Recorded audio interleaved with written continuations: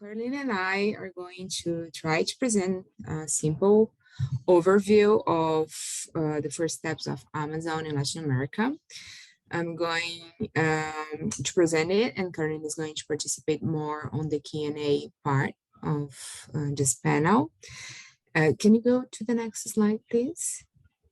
So first of all, it's worth mentioning that this is a preliminary research because Karina has been reviewing literature, specifically newspapers, business newspapers of Amazon in Brazil and other parts of Latin America, but mainly Brazil. So we are going to present preliminary hypotheses, open questions, and no substantial results of research or conclusions. It's hard finding, for example, literature review about Amazon in Brazil, which means that we shall research it, but we don't have really material to research. And as I'm gonna point at the end of this presentation, we don't really know who are the workers at Amazon in Brazil and other parts of Latin America. So this is kind of a challenging issue to Brazil. I'm gonna deep further on my presentation. So I should be researching this subject in a postdoc on November in Brazil, and Carolina has done this very good job of systematizing some issues of Amazon in the Latin American continent. So the preliminary research or open questions are those. You can see, how does Amazon enter the Latin American market? What are the company's strategies in the continent? And we have been researching mostly the pandemic period in Latin America, because this is a very important period for the boom of that company in Brazil. Can you go to the next slide, please? Our preliminary hypothesis is that Amazon enters Latin America carefully. Scott mentioned that the strategy of the company is more aggressive than Walmart, and he's right, but he is more careful than Walmart in the sense that he's paying more attention to the local market rather than Walmart that tried, for example, to sell stuff for a very cold period in Latin America, which does not exist at all.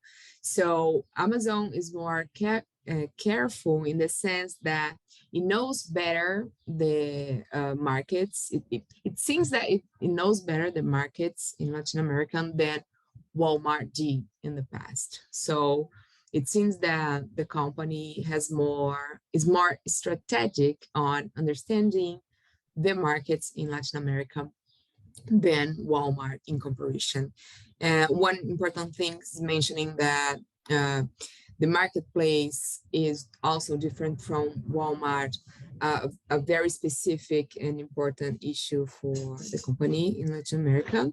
And also the fulfillment centers of the company in the continent for fast and cheap delivery is an efficient strategy.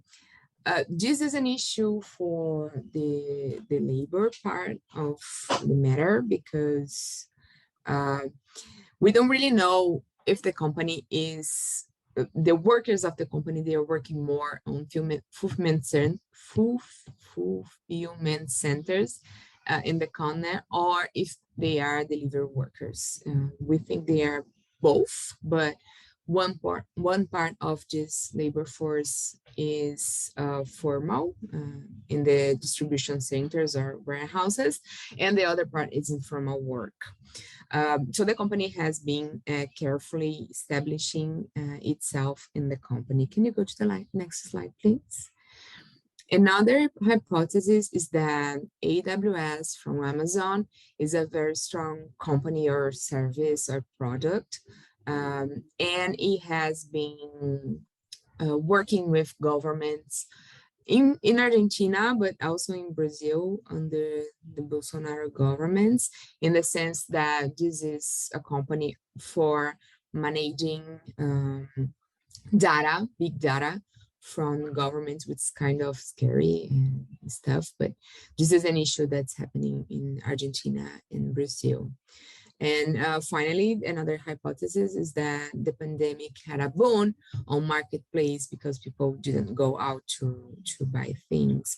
And buying through e-commerce is not really the culture of buying stuff in Latin America, but it has been turning into a culture of buying things in Latin America. So it seems that uh, Amazon has been surfing in this new wave of buying things in Latin America. Can you go to the next slide, please?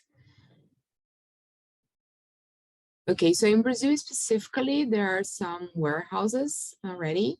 As you can see, we have warehouses near the ocean, which raises the hypothesis also that the companies sell things from the supply chain. I mean, things come from other continents to Latin America and specifically to Brazil. To the next slide, please. The other one. The other one? Okay, so in Brazil, the first step was coming slow and cautious in the early 2000s. First with Kindle Brazil Store and Kindle reading app, something similar to what happened in the United States. But in the United States, it was strategic things of opening specific stores. But in Brazil, it's more a sense of also coming into the market through books, but through online books. Then by the late 2010, the company really invested in marketplace for books opening and new catalogs, now broadening the market to other kinds of stuff, as stuff for car, toys, baby beauty things, and etc. And finally, the warehouses was final strategy, and also Amazon Prime, which is really strong in the country. You can go to the next slide, please. In Mexico, this was a really interesting thing that happened in Amazon. You can see the warehouse of the company side by side with Islam, which it's pretty much the character of Latin America, right? Like big companies with poverty living each other in the same territory. And it was pretty much similar to Brazil in the sense that books and Kindle was the first strategy, and then marketplace, and then new warehouses. The next slide, you can see Argentina. Argentina was a bit different from Brazil and Mexico in the sense that there's no like hosted website of Amazon, that company. But the company, rather than that, invested on the AWS, as I said, with the agreement with the government for managing big data, public big data. Next slide, please. And finally, in other countries in Latin America, the strategies are mixed in either warehouses, AWS, or even call centers in the case of Colombia. So in the next slide, in sum, what we can conclude is that in the beginning of the decade, Amazon invested pretty much on books and Kindle as a strategy. By the middle of this decade, the strategy for the continent in a broader way, in a broader sense, was marketplace and warehouses, and finally AWS as a way of the company entering the continent. The next slide.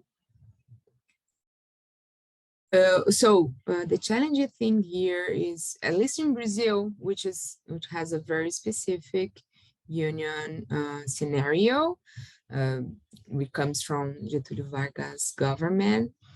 We have a specific union per city and per professional category, which means that we can have a union for delivery workers in São Paulo, but another union in Rio de Janeiro and another union in another city, and also a union for warehouse workers in each one of the cities in Brazil, which means that we don't really know who are the workers in Amazon Brazil, at least, because we have been talking with people, they don't really know to say where are the workers beside the warehouse, which is obvious. We had a very strong strike in Brazil, which is called Break do Zap, apps strike in free translation, which were the strikes, was the strike of delivery workers here, but we have not seen delivery workers from Amazon specifically on this kind of strike here. But our hypothesis so far is that we have two categories of workers, one at the warehouses, we're gonna investigate that in the following months, and the other one are outsourced delivery workers that have been paid for like R$3 for each delivery for Amazon. Well, that's all. I'm gonna open for the next presentation in the Q&A session.